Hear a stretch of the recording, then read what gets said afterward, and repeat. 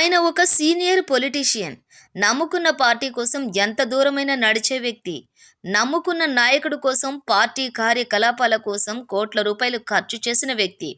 గూడూరు నియోజకవర్గంతో పాటు నెల్లూరు జిల్లాలో గట్టి పట్టున్న నాయకుడు.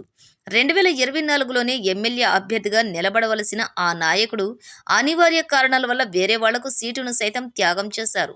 అప్పట్లో ఉదయగిరి నియోజకవర్గం పరిశీలకులుగా జగన్మోహన్ రెడ్డి వద్ద 100కి 100 మార్కులు కొట్టేశాడు. ఆయన ఎవరో కాదు, గూడూరు నియోజకవర్గంలోని కోట మండలానికి చెందిన కొడవలూరు ధనుంజయ రెడ్డి. డియర్ ఉత్తమ్ ధనుంజయ రెడ్డి అంటే ఇంకా బాగా అందరికీ తెలుసు. అలాంటి మనసున్న మహారాజు ప్రతి ఒక్కరిని కలుపుకుపోయే గొప్ప నాయకుడు.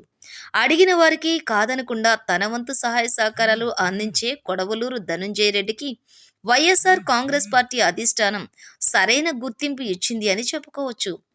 రాష్ట్ర కార్యదర్శిగా 1కి 2 నియోజకవర్గాలకు పరిశీలకులుగా బాధ్యతలు అప్పచెప్పడం అంటే ఆషామాషీ కాదు. ఒక్క గూడూరు నియోజకవర్గంలోనే కాకుండా జిల్లా మొత్తం కూడా ఆయనకు రాష్ట్ర కార్యదర్శి పదవి వచ్చిందంటే, సంబరాలు చేసుకున్నారంటే ఆయన సత్తా ఏమిటో ఇట్టే అర్థమవుతుంది. ఇక 2029లో తమ నాయకుడు కొడవలూరు ధనుంజయ రెడ్డిని ఎమ్మెల్యేగా చూడాలి అని తహతహలాడుతున్న ప్రజల యొక్క కోరే కోరిక తీరే అవకాశాలు కూడా పుష్కలంగా కనిపిస్తున్నాయి అని ప్రతి నోటా వినిపిస్తుంది.